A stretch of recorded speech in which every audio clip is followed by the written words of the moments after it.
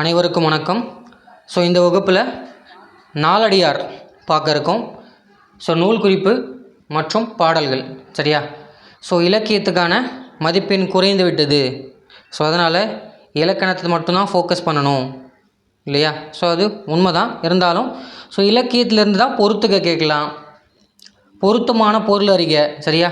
இது எல்லாத்துக்கும் நம்ம பாடல்கள் படித்தாகணும் இல்லையா?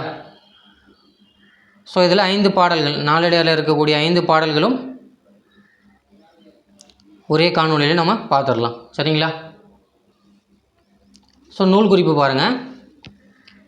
14 கீழ்கணக்கு நூல்களுள் ஒன்று நாலடியார் இல்லையா? பலரால் பாடப்பட்டது. சரியா? நான்மணி கடிகை, இன்னா நாற்பது, இனியவை 40 இது எல்லாமே ஒருத்தரால் தான் பாடப்பட்டிருக்கும். சரியா? ஆனால் நாலடியார் பலரால் பாடப்பட்டது. சரியா? 14 கீழ்கணக்கில் உள்ள ஒரே ஒரு தொகை நூல் நாலடியார் தான். சரியா? பல்வேறு காலங்களில் பாடப்பட்டதை தொகுத்துருக்காங்க. சரியா? 400 வெண்பாக்களை கொண்டது. சரியா? வெண்பா என்ன ஓசை? செப்பல் ஓசை இல்லையா? நேற்று நடந்த டெஸ்ட்டில் கூட பார்த்துருந்தோம். இதை எவ்வாறெல்லாம் அழைக்கிறாங்க? நாலடியாருக்கு என்னென்ன சிறப்பு பெயர்கள் இருக்குது அப்படின்னு பார்த்தோம்னா, நாலடி 400 வேளாண் வேதம் என்று 2 சிறப்பு பெயர்கள் இருக்கிறது.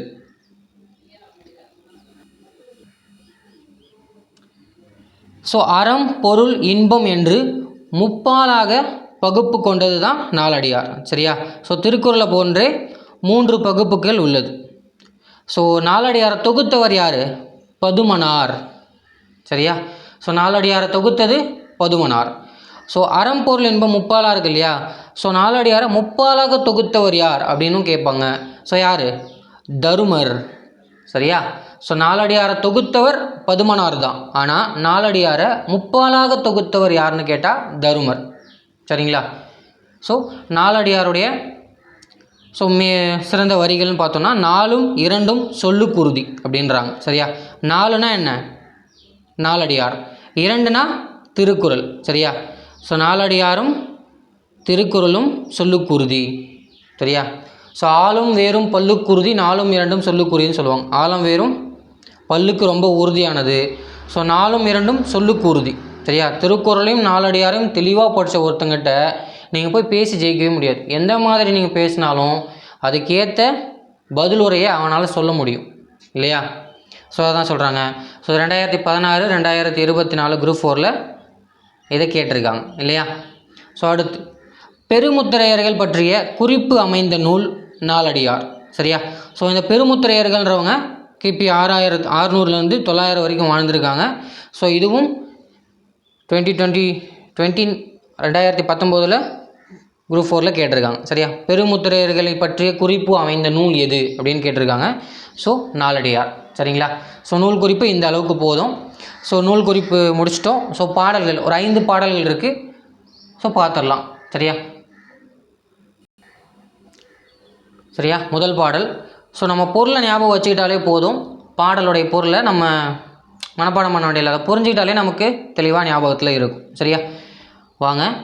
வைப்பொழி கோட்படா வாய்த்தீயில் கேடில்லை, மிக்க சிறப்பின் அரசன் செறின் வல்லார், எச்சம் என ஒருவன் மக்கட் செய்வன விச்சை மற்ற அல்ல பிற அப்படின்றார். சரியா? வைப்புழி. சரியா? வைப்புழினா என்ன? பொருளை சேமித்து வைக்கக்கூடிய ஒரு இடம் எடுத்துக்கலாம்.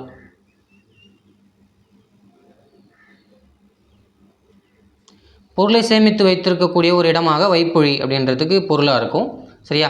நம்ம கல்வியை ஒரு பொருள் போல சேமித்து வைத்தாலும் கோட்படா.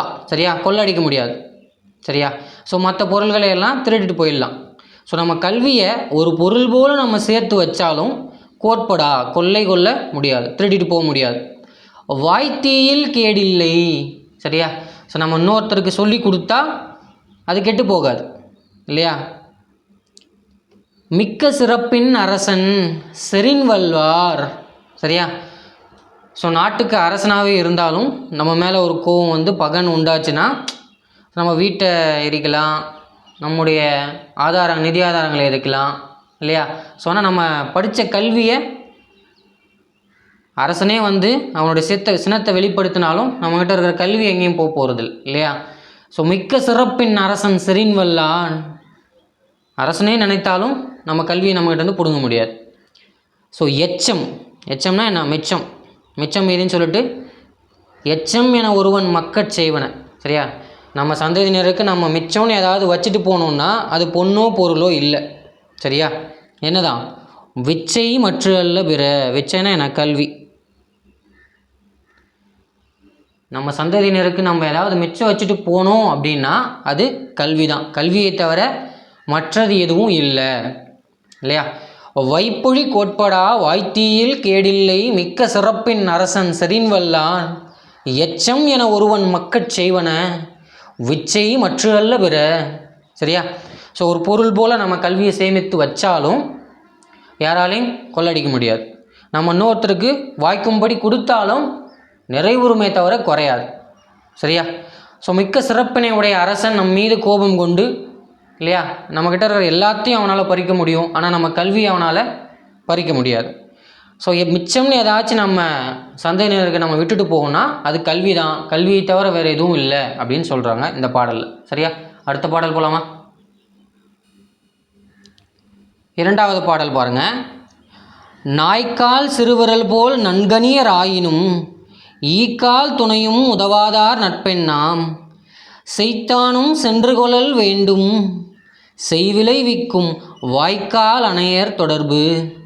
இல்லையா? ஸோ என்ன பொருள்? நாய்க்கால்.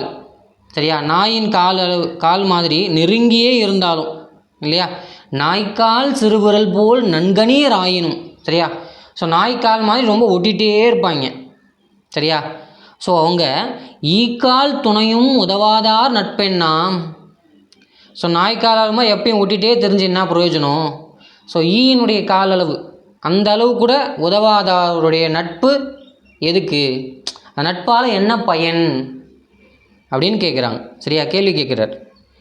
செய்தானும் சென்று கொள்ளல் வேண்டும் செய்விலை விக்கும் வாய்க்கால் அணையர் தொடர்பு. சரியா? ஸோ ஒரு வயலில் பயிர்கள் வளர்வதற்கு எங்கிருந்தோ தண்ணீர் வந்து வாய்க்கால் வழியாக வந்து பயிரை வந்து வளர வைக்கிது இல்லையா? ஸோ அதே மாதிரி நம்ம பக்கத்தில் இருந்து தான் பண்ணணும்னு அவசியம் இல்லை இல்லையா? நம்ம தொலைவில் இருந்து கூட நமக்கு உதவுறவங்க நிறைய பேர் இருப்பாங்க. சரியா? ஸோ அவங்கள எவ்வளோ தூரத்தில் இருந்தாலும் அதுதான் செய்தானும் சென்று கொள்ளல் வேண்டும். தொலைவில் இருந்தாலும் அவங்கள நட்புணர்வோடு வச்சுக்கணும் இல்லையா? ஸோ அவங்க தான் நமக்கு செய்விலை விக்கும் வாய்க்கால் அணையர் தொடர்பு. வாய்க்காலின் வழியாக நீர் வருவதை போன்று அவங்க எங்கேருந்தோ நமக்கு உதவுறாங்க. ஸோ அவங்கள விட்டுறக்கூடாது அப்படிங்கிறார். சரியா? ஸோ நாய்க்கால் சிறுவிரல் போல் நன்கனியர் ஆயினும் ஈக்கால் துணையும் உதவாதார் நட்பெண்ணாம் செய்தானும் சென்று கொள்ளல் வேண்டும் செய்விலை விக்கும் வாய்க்கால் அணையர் தொடர்பு. சரியா? ஸோ அவ்வளோதான். அடுத்த பாடல் போகலாமா? அடுத்த பாடல் பாருங்கள். இம்மை பயக்குமால் ஈய குறைவின்றால் தம்மை விளக்குமால் தாமுலரா கேடின்றால் எம்மை உலகத்தும் யாம் காணோம் கல்வி போல் மம்மரருக்கும் மருந்து. இல்லையா? ஸோ இம்மை பயக்கும். சரியா? இந்த ஜென்மத்தில் நம்ம எதை நினைத்தாலும் அதை நிறைவேற்றிக்க முடியும், அடைய முடியும், நமக்கு அது பயன்படும். சரியா? ஸோ இது கல்வி. இம்மை பயக்கும். இந்த ஜென்மத்தில் நீ எதை விரும்பினாலும் அதை உனக்கு பெற்று தரக்கூடியது கல்வி தான். ஈயக்குறைவென்றால் சரியா, நீ சொல்லி கொடுத்தா குறை போகிறதே கிடையாது. சரியா? நீ கொடுக்கும்போது அது உனக்கு அதிகமாக நினைவில் தங்குமே தவிர்த்த குறைய போகிறதில்லை. சரியா? ஸோ ஈய குறைவென்றால் தம்மை விளக்குமால். சரியா? ஸோ நம்மளை 10 பேருக்கு அறிமுகம் செய்யும் நம்முடைய கல்வி தான். சரியா? ஸோ இப்போ படித்து வேலைக்கு போயிட்ட நீ உன்னை காட்டி சொல்ல மாட்டாங்களா? அவன் பாரு படித்தான் வேலைக்கு போயிட்டான், நீயும் படித்தா தான் வேலைக்கு போக முடியும்னு ஒன்று ஒரு 10 பேர் உதாரணம் காட்டுவாங்கள்ல. ஸோ அதுதான் தம்மை விளக்கும். நம்ம யாருன்னு நம்ம கல்வி தான் வந்து நம்மளை பற்றி சொல்லும் மற்றவங்கக்கிட்ட இல்லையா? ஸோ அதுதான் தம்மை விளக்குமால். கல்வி தம்மை விளக்கும்.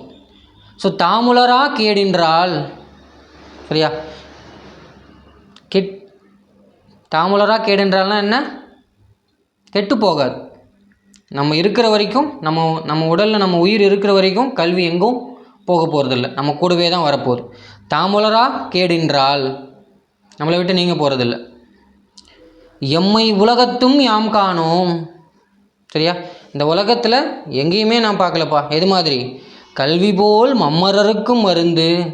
கல்வியை போன்ற, மம்மர்னா அறியாமை.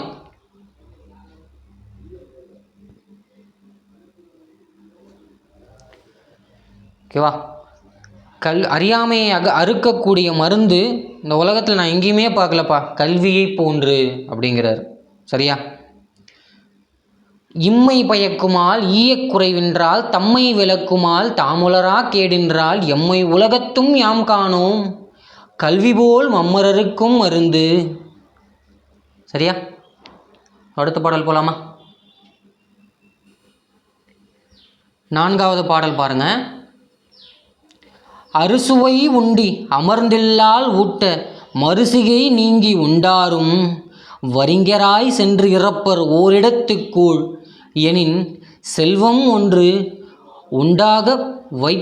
ஒன்றாக வைக்கப்பாற்று அன்று. சரியா? அறுசுவை உண்டி அமர்ந்தில்லால் ஊட்ட மறுசிகை நீங்கி உண்டாரும் வரிங்கராய் சென்று இறப்பர் ஓரிடத்துக்கூழ் எனில் செல்வம் உண்டாக வைக்கப்பாற்று அன்று. சரியா? ஸோ பொருள் என்னன்னு பார்க்கலாம். அறுசுவை உண்டி அமர்ந்தில்லால் ஊட்ட. சரியா? ஸோ அறுசுவை உணவு, அமர்ந்து இல்லால்னா என்ன? மனையாள். சரியா? மனைவின்னு எடுத்துக்கலாம். இல்லால்னா மனையாள். அறுசுவை உண்டி அமர்ந்தில்லால் ஊட்ட. சரியா? ஸோ தலைவன் அறுசுவையோடு உணவு அருந்துகிறான். தலைவன் உட்கார வச்சு சாப்பாடு போடுறாங்க. மறுசிகை நீங்கி உண்டாரும். ஸோ அப்படி உட்கார வச்சு பெரும் செல்வந்தனாக இருக்கிறோம் இல்லையா, அப்படிப்பட்டவங்க மறுசிகை நீங்கி. சரியா? போதும், இன்னொரு சாப்பாடு எடுத்து வைக்கும்போது போதும் சாப்பிட்ட அந்த மனிதர் தான், அந்த செல்வந்தர் தான். வரிங்கராய் சென்று இறப்பர் ஓரிடத்துக்கூழ். சரியா? அப்படி செல்வ செழிப்போடு வாழ்ந்தவனும் கூட எதுவுமே இல்லாமல் இன்னொருத்தரிடம் இறந்து, சரியா, உணவிற்காக இறந்துனா எப்படி சொல்கிறது, கையேந்துதல் அப்படின்ற பொருள். அப்படிப்பட்ட நிலைமையும் வாழ்க்கையில் வரக்கூடும். சரியா? ஸோ அப்படின்னா செல்வம்ன்ற ஒன்று உண்டாக வைக்கப்பாற்று அன்று அப்படின்றாங்க. சரியா? அது ஒரு பொருளாகவே கருத முடியாது அப்படின்னு சொல்கிறார். சரியா?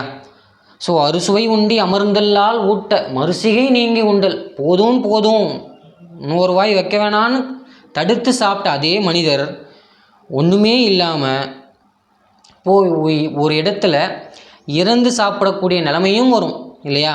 ஸோ அப்படி இருக்கும்போது அப்போ செல்வம் என்ற ஒன்று கிடையாது, அது ஒரு பொருளாக நம்ம கருதவே முடியாது அப்படின்னு சொல்கிறார். சரியா? வாழ்க்கையினுடைய நிலையாமையை பற்றி இந்த பாடலில் ரொம்ப அழகாக சொல்லியிருக்காரு இல்லையா? ஸோ ஒரு வாட்டி பாடல் படிச்சிருவான். அறுசுவை உண்டி அமர்ந்தல்லால் ஊட்ட மறுசிகை நீங்கி உண்டாரும் வரிங்கராய் சென்று இறப்பர் ஓரிடத்துக்கூழ் எனின் செல்வம் உண்டாக வைக்கப்பாற்று அன்று. சரியா? அடுத்த பாடல் போலாமா?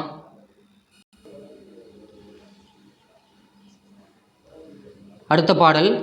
கல்வி கரையில கற்பவர் நாள் சில மெல்ல நினைக்கின் பிணிபல தெல்லிதின் ஆராய்ந்தமைவுடைய கற்பவே நீரொழிய பாலுன் குறுக்கின் தெரிந்து. சரியா? ஸோ என்ன சொல்கிறாங்க? கல்விக்கு கரையே இல்லை. சரியா? கல்வி என்பது எல்லையற்றது. சரியா?